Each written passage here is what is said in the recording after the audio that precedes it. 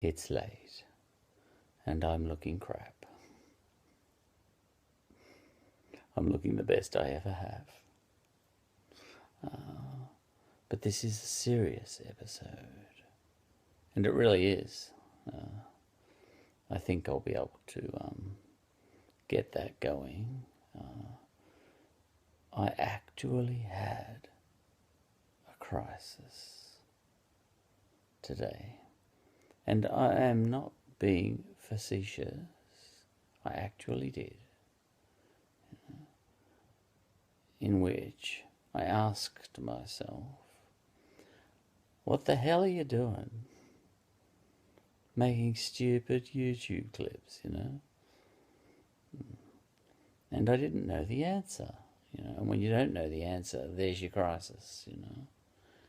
Now, I do know what got me into the crisis. This is a very serious business, actually. It's really, I'm a shallow man. So it's really difficult for me to come across sincere because I am very shallow. I have my moments when I'm not, but sometimes I sort of think you should do something good for the world.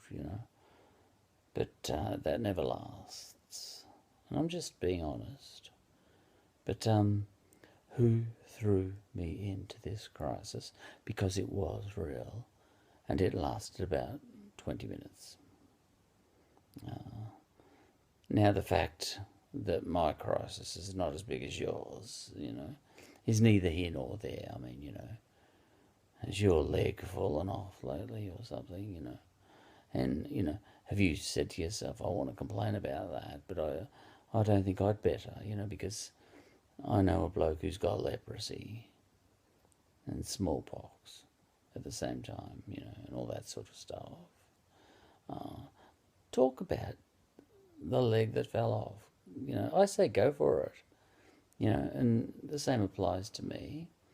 Yes, my crisis isn't as big as yours, but it's still a crisis. So if my leg fell off, I'd talk about it, even if someone else had leprosy.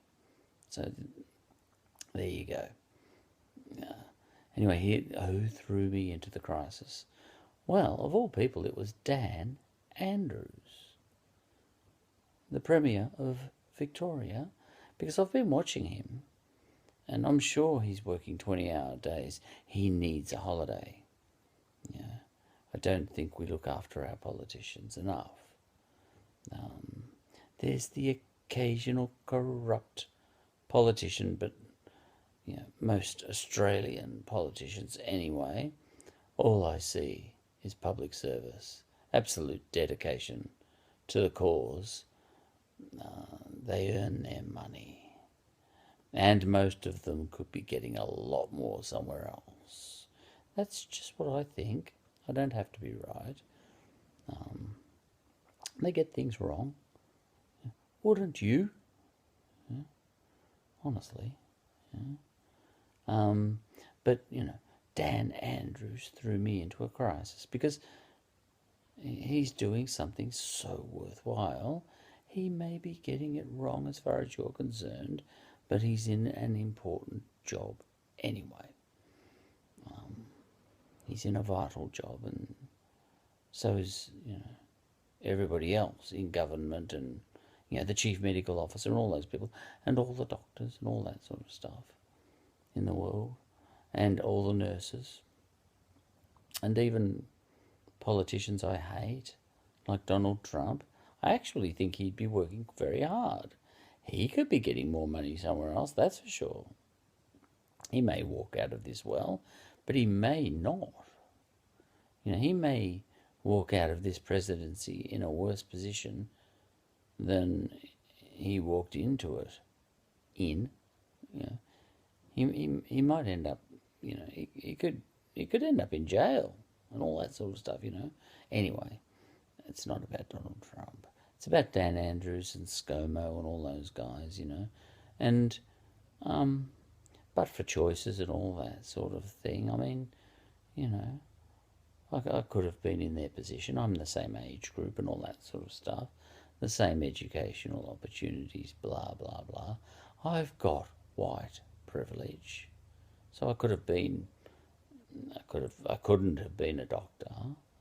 But, I would have had a crack at being a premier or something. I probably wouldn't have survived the process, because I was a dickhead in my 20s. And it took me a while to get out of that. But, aren't they? Dickheads half the time. But look, what I'm getting at is Dan Andrews is doing something very valuable. And really, I'm not, And furthermore, and this is what threw me into the crisis, furthermore, I'm jumping onto YouTube and not talking at all about the important things that are going along in the world, not in any seriousness anyway, things like coronavirus and Black Lives Matter and all that stuff. I'm not talking about those stuff. It's late.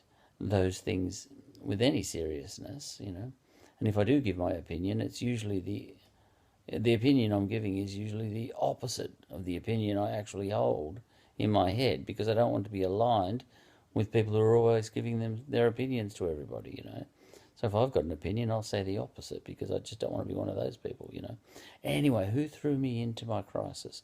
Well, it's people who do good things, like Dan Andrews, like the doctors, like, I don't know, the police. I'd hate to be a policeman at the moment. Thankless bloody task, that. And, people at the wrong end of the stick, who haven't got that white privilege that I mentioned. It's real, and all that stuff. I could bang on about that, but that's not what this episode's about. I feel sorry for people who feel that they desperately need to march for Black Lives Matter, but also have a grandmother at home whom they're probably going to kill. Well, not probably, but, they're increasing her chances of catching, virus. But that's how desperate they are. They need to march and perhaps kill their own grandmother. I'm not in that situation, So, who threw me into my crisis? And what is my crisis? Well, what my crisis is, or what it was, because I have worked my way through it. And I've come out the other side with my mojo back, intact. And a special thanks to all the people who pulled me out of my crisis. But just for the moment, I'll tell you about the people who put me into my crisis. It's all the people who are doing good in the world. I could go on about all the people who are suffering and all that sort of stuff, but it's not them. It's all the people who are doing good in the world, And the crisis is, well, I'm not doing any good in the world. I'm just sitting here, and I've been on roads in my life where if I had taken another fork in the road, I might have been doing something pretty valuable for the community. But what do? I number crunch, really. I don't do much. I don't do anything directly valuable. I'm not a policeman or a doctor or an AMBO or a funeral director or a hearse driver or a grave digger. All those people. And there's 1,000 other jobs. People who are putting themselves in harm's way. I'm not any of those people. In fact, I'm worse than that. I'm sitting on YouTube saying, trying to think of absurd things to say.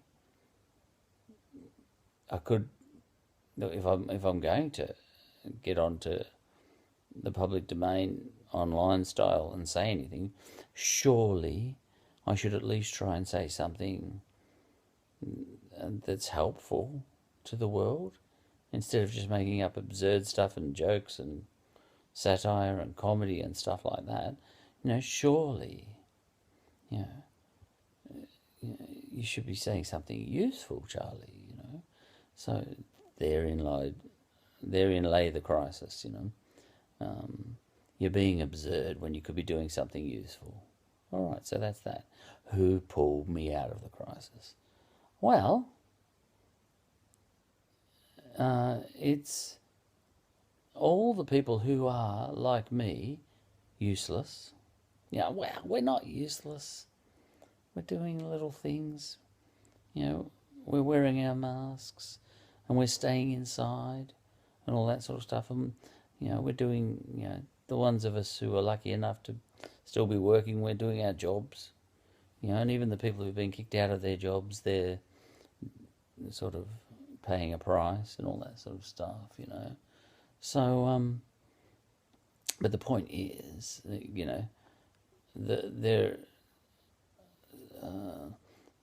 chance has selected 10% of the population, or maybe 20 or whatever, to be directly vital. And the rest of us are just in a sort of supporting role, you know what I mean?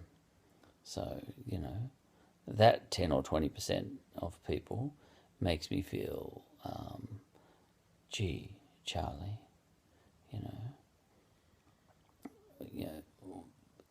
know, like the Premier, Dan Andrews, you know, last night, probably, yeah, he did actually, got on the radio and outlined all the restrictions that we're going to adhere to for stage 4 restrictions and all that sort of stuff. He was saying very important things, and at exactly the same time, I was sitting in my shed cracking jokes on a YouTube channel. Now check out the difference there. Okay. Now my choices are to not speak at all. Now that's not a bad choice, but that's not a choice. Kanye West put it best. He said, some people have to talk. I'm one of them. And Kanye's another one. He said that. Kanye West said, listen, it's in some people's DNA. They have to talk, you know. And rappers are very much like that. Rappers never stop talking. Rappers are a lot like me. You know, I would have made a good rapper. They do it. They never stop talking. They bang on and on and on like I do, but they kind of get away with it a little bit by being cool, whereas I'm not cool, but they're still banging on, whichever way you slice it, you know. And Kanye West said, it's just an urge, an impulse, it's in your DNA. Some people have to talk. All right, so let's put that aside. I have to talk, and I always will, and I always have. Okay, so that's locked in. Okay, now, if you're going to talk, now we're working through this logically. If you're going to talk, you know, should you say something that will be helpful for the world, or should you say something absurd and pointless? Well, my instinct is to say that if you're going to use up some memory space in Silicon Valley, making a YouTube clip like I am now, you know, I'd be pulling a fair few megabytes just with this clip. A couple of gigabytes, 5 gigabytes maybe, you know. This is high definition. If you're going to say something useful, you know. Now, let's just remember, I have to say something because it's in my DNA. I'm like Kanye West and all those rappers. I have to say stuff. Okay, so there's no option to be silent. Right, now that's a really important point. There really isn't. I can't do it, never have been able to do it. Okay, so one has to say something. Now,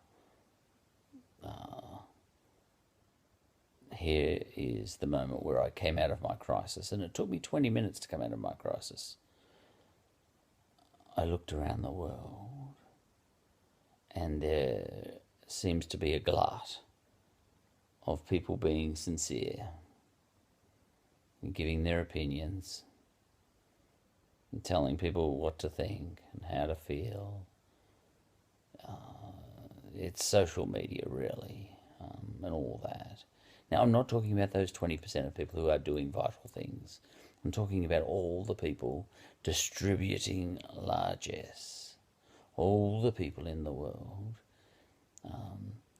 giving people the benefit of their opinions, you know, and their genius on what everyone should be doing. You know, people telling Dan what he should be doing.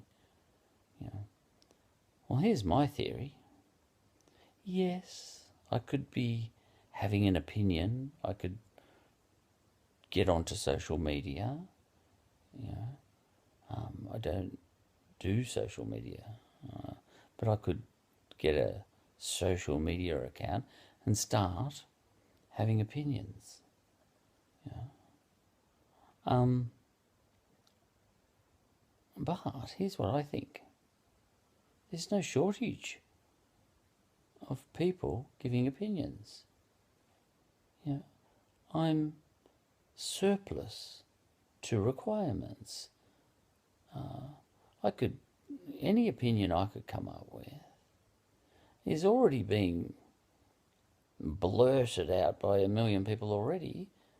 We don't need another person out there saying what he really thinks and, you know, trying to make a difference. I can't add anything. I really can't. I've got nothing to add. It's all covered. In fact, it's worse than that. It's over-covered. You know, the world is chock full of people telling everyone else what to think and how to feel. You know, the world is, you know, there's a saying, you know, if you remain silent, you're part of the problem. Well, there's no danger of that with me because I can't, you see. But the inference in that statement is that everybody should be making a difference and saying stuff, you know. But then if we all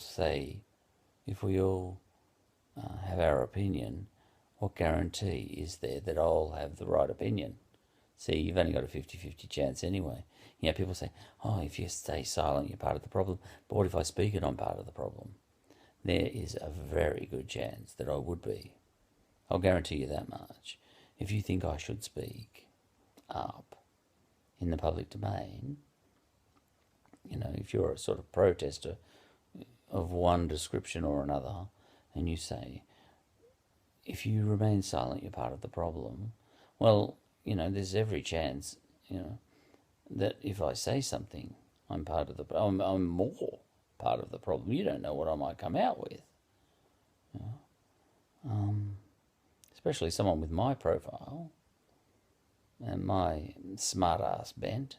You know, you don't want to hear, you know what, you don't want to hear what I've got to say. So I'm not going to tell anyone what I think. And I'm not going to tell anyone what I feel. I really never have, you know, at least half the time. When I've been making all these YouTube clips and before that all these podcasts, at least half the time I've been lying. You know, like if I love Donald Trump, you know, I am just as likely to make a long episode on how much I hate him. That sort of thing. I like doing that. You know why? Because there's a lot of people out there, you know, who, if they hate Donald Trump, they never stop talking about it. There's no shortage of that sort of information in the world. It's covered. There's a glut of that. And there's no shortage of people out there who, if they love Donald Trump, there's no shortage of people like that out there saying how much they love him. So I haven't got anything to add. I can't come up with anything that all those people aren't coming up with. So I start to think, what is there a shortage of? Well, there's a shortage of people speaking bullshit. And I'd like to fill that gap. Now, you might think that's undignified and all that sort of stuff, but really, do you need another person telling the world what he thinks? Do you? I know you need more people just shutting up, but that's not an option. I discussed that. That's not on offer. All right. So do you want what I really think? Of course not. There's a glut of people telling the world what they really think. There's an excess of sincerity in the world. There's an excess of people who are taking themselves far too seriously. And there's a glut of people out there making me vomit, actually. I won't go into detail with respect to how they're making me vomit. I don't need to. They're making you vomit too, quite likely. So we don't need any more than that. Now I have to speak. But